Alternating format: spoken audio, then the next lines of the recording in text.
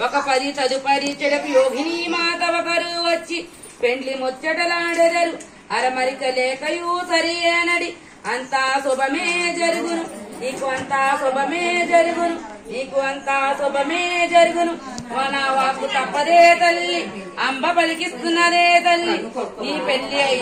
పెళ్లి తప్పక జరుగును తదుపరి మళ్ళీ వచ్చేదను నీకు బిడ్డలు తప్పకుండా పుడుదురే తల్లి నీకు తప్పకుండా పుడుదురే తల్లి